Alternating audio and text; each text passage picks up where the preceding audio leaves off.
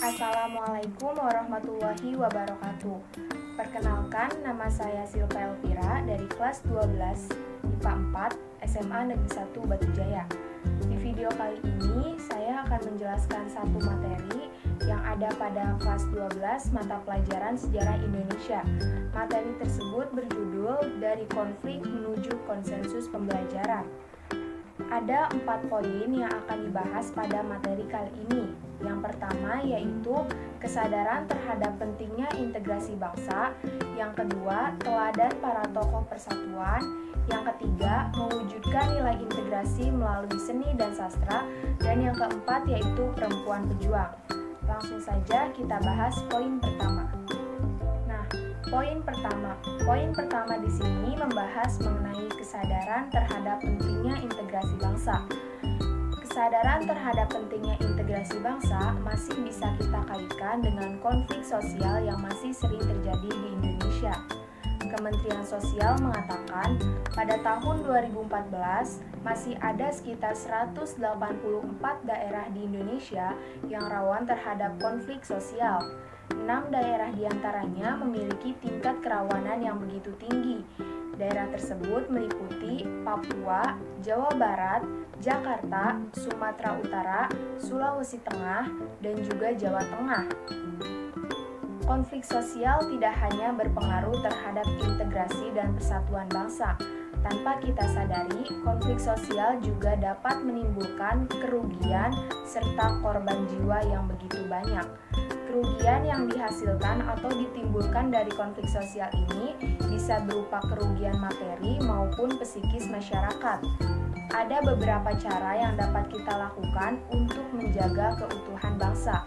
Di antaranya yaitu menanamkan nilai-nilai Pancasila dalam kehidupan sehari-hari serta meningkatkan rasa nasionalisme serta toleransi terhadap adanya perbedaan. Kita juga dapat mengingat serta merenungi kembali apa yang telah dituliskan oleh Muhammad Hatta pada tahun 1932 mengenai persatuan bangsa.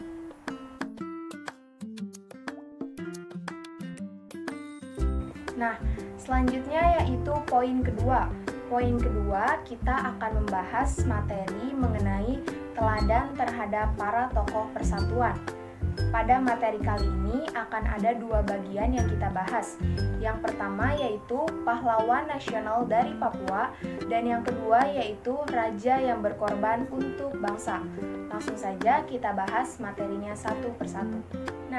Pada bagian pertama kita akan membahas materi mengenai pahlawan nasional dari Papua.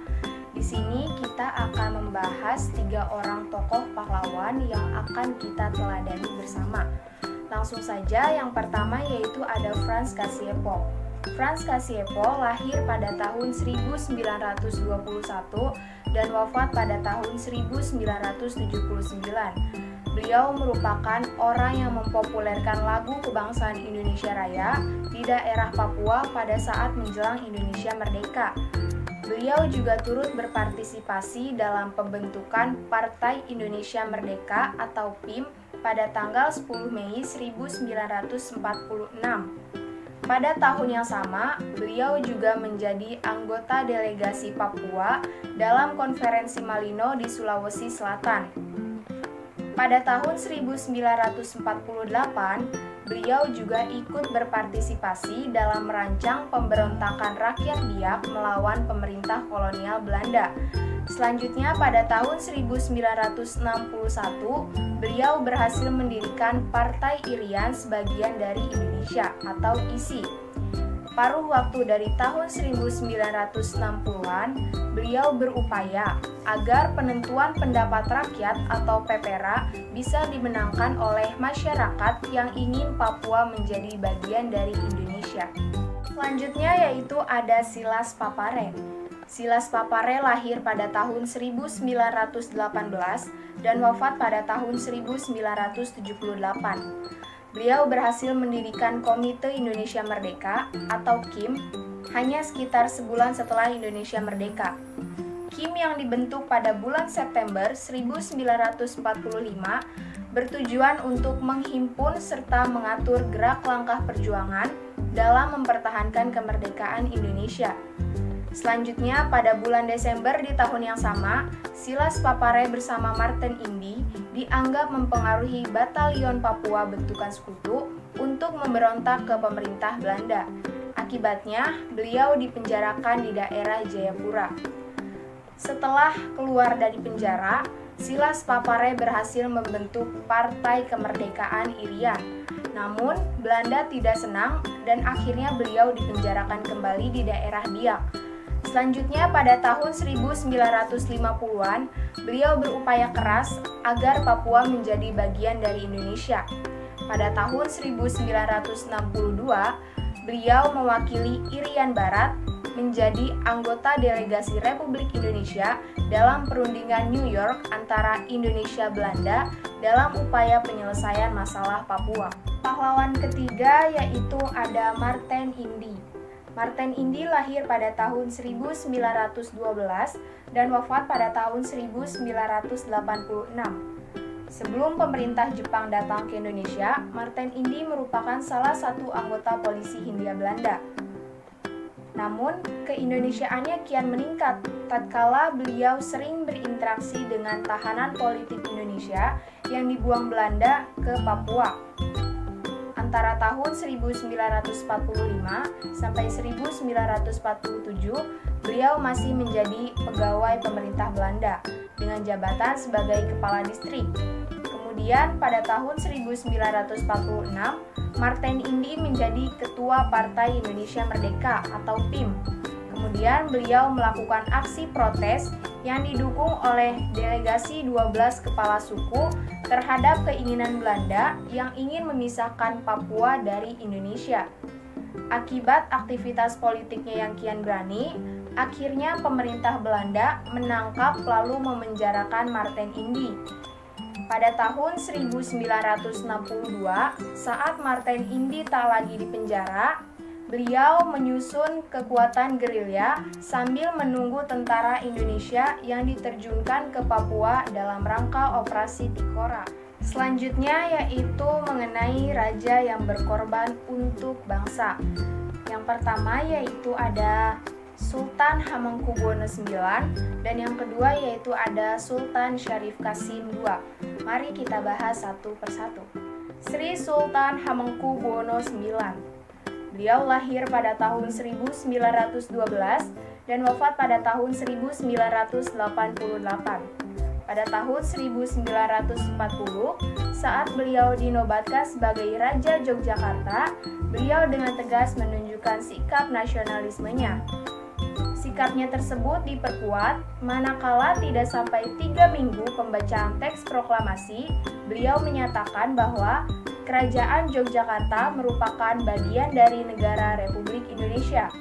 Kemudian, pada tanggal 19 Agustus, beliau mengirimkan telegram ucapan selamat kepada Soekarno dan Hatta atas terbentuknya negara Republik Indonesia dan terpilihnya Soekarno dan Hatta sebagai wakil dan Presiden Republik Indonesia. Kemudian pada tanggal 20 Agustus 1945, Sultan Hamengkubuwono IX kembali mengirimkan telegram yang menyatakan bahwa beliau siap berdiri di belakang Presiden dan Wakil Presiden Indonesia. Kemudian akhirnya pada tanggal 5 September 1945, Sultan Hamengkubuwono IX mengeluarkan amanat.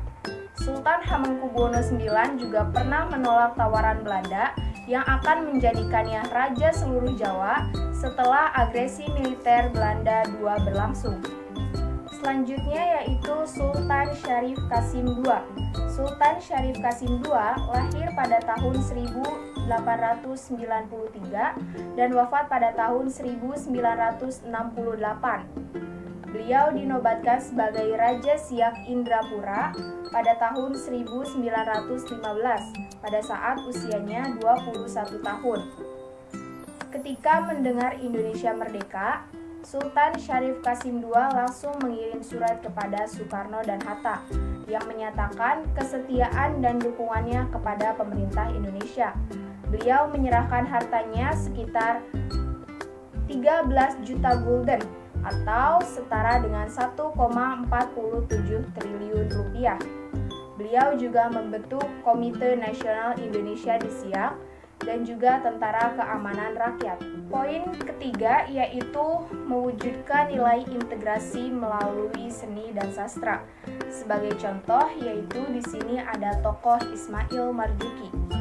Ismail Marzuki lahir pada tahun 1914 dan wafat pada tahun 1958. Beliau dilahirkan di Jakarta dan terlahir dari keluarga seniman. Pada tahun 1936, beliau berhasil masuk ke perkumpulan musik Laib Japa dan mendapat kesempatan untuk mengisi siaran musik di radio. Pada usianya 17 tahun, beliau berhasil menciptakan karya pertamanya yang berjudul O Sarina.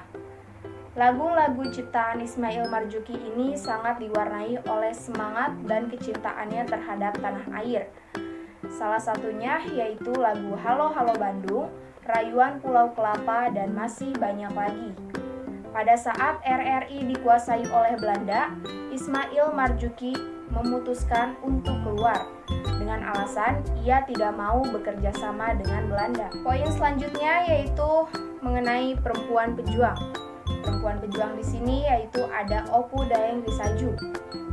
Opu Daeng Risaju merupakan salah satu tokoh perempuan pejuang yang menjadi pelopor gerakan Partai Sarekat Islam Indonesia. Opu Daeng Risaju lahir pada tahun 1880 dan wafat pada tahun 1964. Opu Daeng Risaju aktif pertama kali di organisasi Partai Sarekat Islam Indonesia melalui perkenalannya dengan Haji Muhammad Yahya. Ketika pulang ke Palopo, Opu Daeng Risaju membentuk cabang PSII di Palopo yang didirikan pada tanggal 14 Januari 1930. Kemudian Opu Daeng Risaju dituduh menghasut rakyat serta menyebarkan kebencian di kalangan rakyat untuk membangkang terhadap pemerintah. Akibat tuduhannya tersebut, pemerintah Belanda menjatuhkan hukuman penjara kepada Opu Daeng Risaju selama 13 bulan. Nah, itu tadi adalah penjelasan dari materi konflik menuju konsensus pembelajaran. Semoga apa yang disampaikan dapat bermanfaat. Kurang lebihnya mohon dimaafkan. Wassalamualaikum warahmatullahi wabarakatuh.